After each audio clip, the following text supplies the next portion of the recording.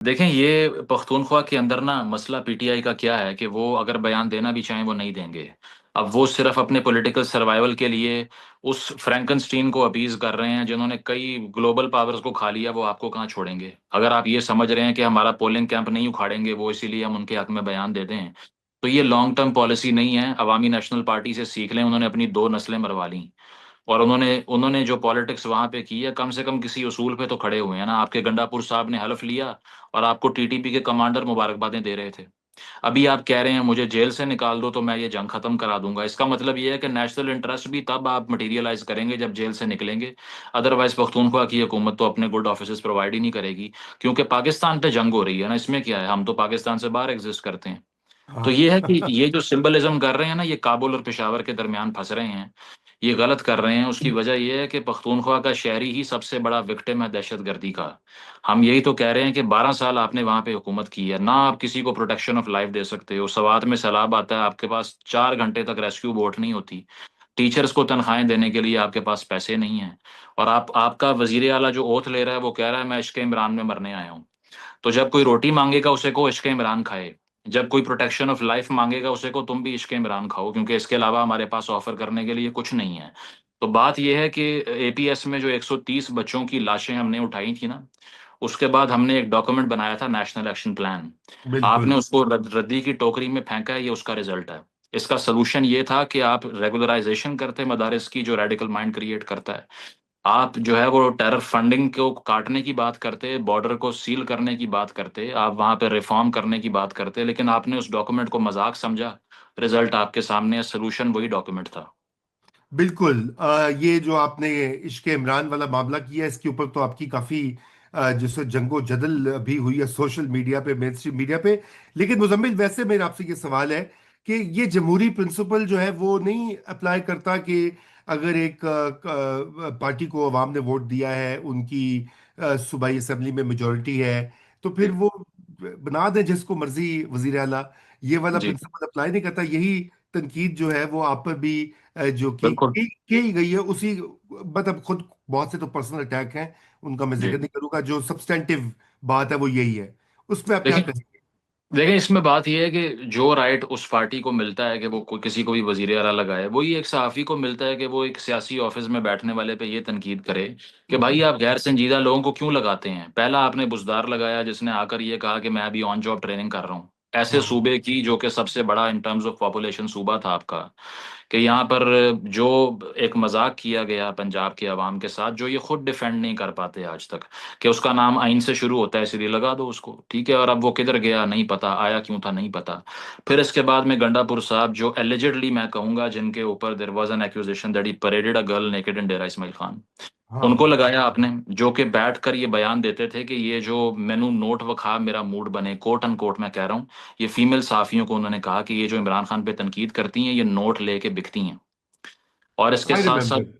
कोई बयान आप उठाकर देख लें, तुम बंदूकें निकालो हम भी निकालेंगे, मैं देख लूंगा, ये सुल्तान रही हैं सारे, ये नॉन सीरियस लोग हैं। ये पख्तूनख्वा की आवाम के साथ मजाक करते हैं इस तरह के लोगों को लगा के, और इसका बेंचमार्क सिर्फ loyalty to the to the one and only king jailed in Adiala, ये है सिर्फ। इस इंसान को जिसको लगाया है, मैं ये नहीं कह रहा कि इसकी कोई पॉलिसी ऐसी बन गई जिसपे मैं तनकीद कर रहा हूँ, मैं पुरानी स्पीचेस की बेस पे मैंने ये लिखा जी। कि अभी 28 सितंबर का जलसा है, उसकी तकरीर उठाकर देखें क्या कह रहा है। अब ये मुझे नहीं पता आपके व्यूअर के सामने बोलना चाहिए या नहीं, कि मोहसिन नकवी गंदी नाली के कीड़े, और हाँ। बाद में वो एक गाली भी दी है, वो मैं कोट नहीं कर सकता। ये पॉलिटिकल ऑफिस होल्ड करने वाली शख्सी, क्या ये अवाम के इज्तमाही शऊर का मजाक नहीं? इससे बड़ा कोई मजाक है कि पख्तूनख्वा के अवाम पे राज वो करेगा जिसका ऑर्डर पंजाब से आएगा? ये पख्तूनख्वा के अवाम चूज कर रहे हैं, और फिर एडहॉकिज्म फैलाया हुआ है। आपको रूमी साहब किसी ऑफिस में बिठा दिया जाए ना, आपको वहां पे पहला डाटा पढ़ने में ही साल चाहिए, ये 1.5 साल बाद बंदा फारिग कर देते हैं। हाँ। एडहॉकिज्म का शिकार किया हुआ है असद उमर, इन्होंने हमें 10 साल बेचा कि ये सोक्रेटिस है हमारा, 6 महीने बाद निकाल दिया उसको। तो आपका आपका बेंचमार्क क्या है, आपका मयार क्या है किसी को लेके आने का, निकालने का? सनम जावेद की मकबूलियत का वाहिद जो है मकसद क्या था, कि वो जी वीडियो में गालियां बहुत अच्छी देती हैं। So they are a troll brigade, it's a fan club basically. ये जो भी जितना ज्यादा जो है वो बड़ी बड़क मारेगा ये उसको ले आएंगे, इसीलिए मैं समझता हूँ ये सब नॉन सीरियस लोग हैं, इसीलिए मैंने क्लाउन लिख दिया।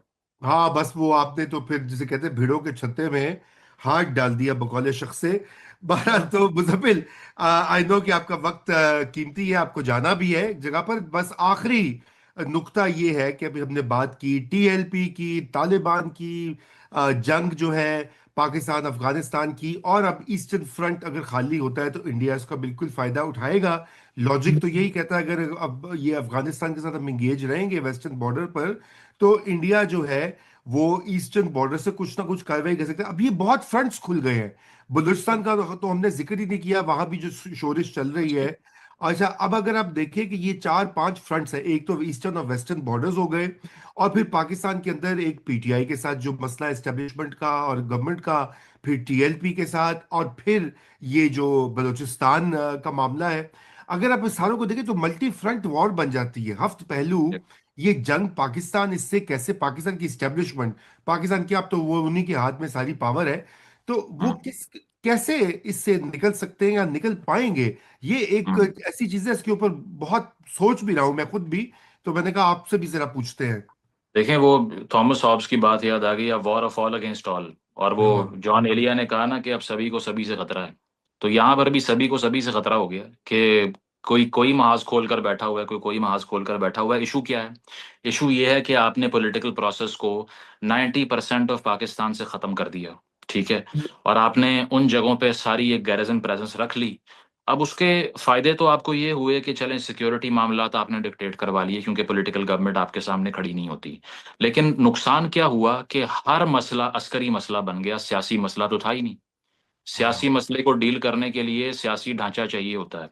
और वो आपके पास ना बलूचिस्तान में है, ना आपके पास कश्मीर वाले एहतजाज में था, ना आपके पास गिलगित की एक्शन कमेटी के खिलाफ होता है, ना आपके पास एक्स फाटा में है, जहां पे एक्स सीएम गंडापुर कहते हैं कि मैं उम्मीद करता हूं जिरगा अच्छा फैसला करेगा।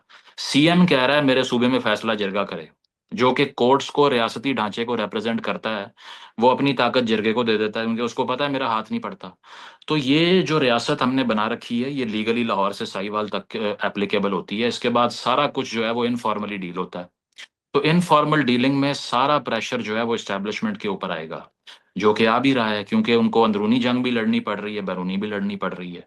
तो अगर उन्होंने पूरे सियासी ढांचे को वाइप आउट करके रखा, तो अब उसका रिजल्ट ये है कि वो ओवरबर्डनड हो गए हैं।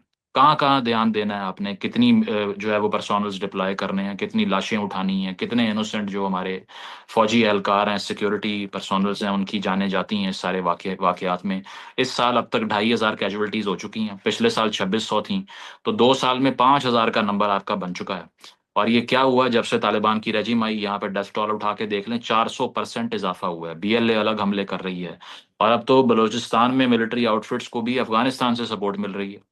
ईस्टर्न बॉर्डर का भी आपने जिक्र कर दिया। मैं तो समझता हूँ हिंदुस्तान के लिए भी शर्म की बात है कि उन्होंने इस तरह की रजीम को रेड कारपेट बिछा के बुलाया है, जो कि कह रहे थे कि औरत नहीं आनी चाहिए इस कमरे के अंदर।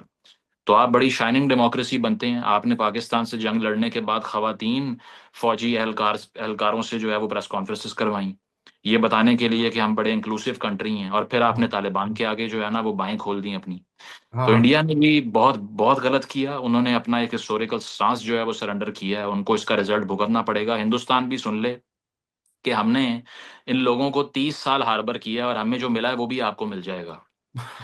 आपको भी वही मिलना है। अगर आप ये सोच रहे हैं ना कि आपके वहां पर धमाके नहीं होंगे अगर आप ऐसी आउटफिट्स को सपोर्ट करेंगे, तो ये आपकी भूल है। 6 ऑर्गेनाइजेशंस रशिया, चीन को, पाकिस्तान को खा रही हैं, आपके लिए भी एक वो बना के बैठ जाएंगे कल को। तो बात यह है कि आपको नॉन एंगेजमेंट की तरफ रहना चाहिए था ताकि प्रेशराइज करते, लेकिन आपने नहीं किया। तो पाकिस्तान का सलूशन ये है कि ये पॉलिटिकल प्रोसेस को वापस लेके आए। अख्तर मैंगल की तरह के लोग पार्लियामान छोड़ के चले गए, ये अलमिया है। और बहुत से लोग गैर पार्लियामानी सियासत को सपोर्ट कर रहे हैं, चाहे वो मारंग हो, मंजूर पश्तीन हो, अवामी एक्शन कमेटियां हो। शौकत नवाज मीर कश्मीर में भी एहतजाज लेके निकल आया। ये सारे फैसले अगर गैर सियासी तौर पे हल होना शुरू हो गए, तो सियासी ढांचे का सारा जोर जो है वो आपके कंधे पे गिरेगा और आपका कंधा टूट जाएगा इस तरह।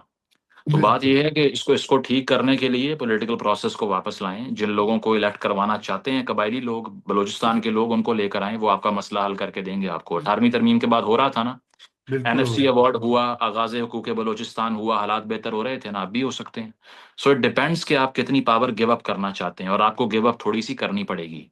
अगर आप मुकम्मल नहीं भी करते तो। ये क्लिप निकाल के ना तो मैं भेज देता हूँ मोहसिन नकवी साहब को, फिर वो आगे फॉरवर्ड कर देंगे जिसको व्हाट्सएप के आपने भी ऊपर। गैर सियासी शख्सियत का नाम ले लिया, उन्हें भेजेंगे हम। मसला यही है ना।